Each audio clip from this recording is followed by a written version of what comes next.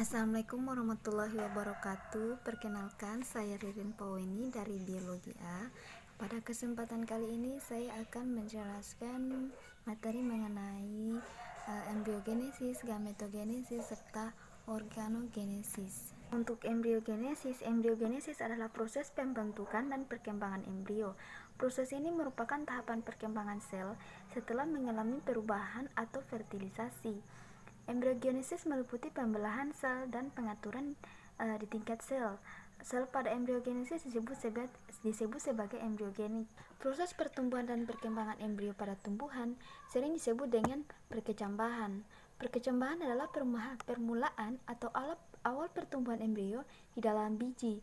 Biji yang berkecambah bisa membentuk planula karena di dalamnya mengandung embrio. Embrio atau lembaga memiliki 3 bagian, yaitu radikula atau akar lembaga, kemudian kotiledon yaitu daun lembaga, kemudian dan juga cauliflaris yaitu batang lembaga. Untuk perkecambahan biji, tumbuhan bisa dibedakan atas perkecambahan hipogeal tumbuhan dan hipogeal tumbuhan. Sel-sel spora tersebut kemudian membelah secara mitosis, menghasilkan gametofit, bagian tanaman atau bunga yang menghasilkan gamet yang haploid. Nah, untuk gametogenesis sendiri, kejadian meiosis dan pembentukan gamet kadangkala terpisah. Tanaman berbunga umumnya adalah sporofit. Sporofit menghasilkan bunga dan beberapa sel pada bunga menghasilkan sel induk spora, itu sel induk megaspora dan sel induk mikrospora yang diploid.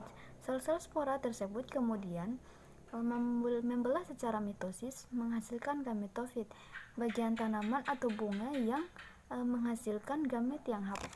Kemudian untuk mikrosporogenesis merupakan alat kelamin jantan tumbuhan. Kemudian mikrosporogenesis adalah proses pembentukan mikrospora atau serbuk sari. Mikrosporogenesis dimulai dari sel induk mikrospora yang membelah melalui meiosis 1 dan meiosis 2 serta menghasilkan 4 mikrospora yang dinamakan tetrad karena keempat mikrospora menempel menjadi satu.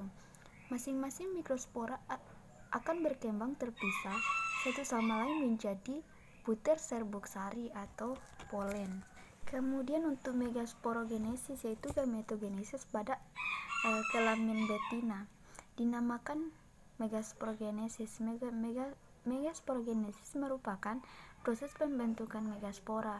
Proses megasporogenesis dimulai dari pembelahan meiosis 1 dan meiosis 2. Sel induk megaspora diploid menghasilkan 4 sel megaspora yang haploid.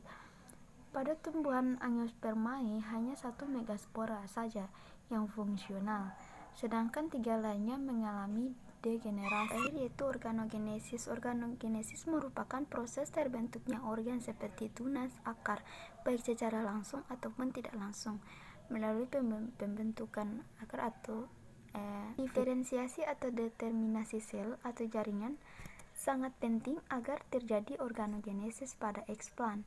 Suatu sel dikatakan kompeten jika sel atau jaringan tersebut mampu memberikan tanggapan terhadap signal lingkungan atau signal hormon.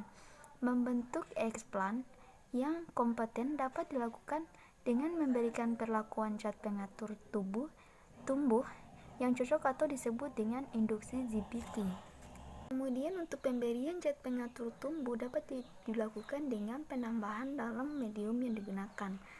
Respon organogenesis eksplan secara in vitro terjadi dengan 2 cara yang berbeda, yaitu secara langsung dan secara tidak langsung.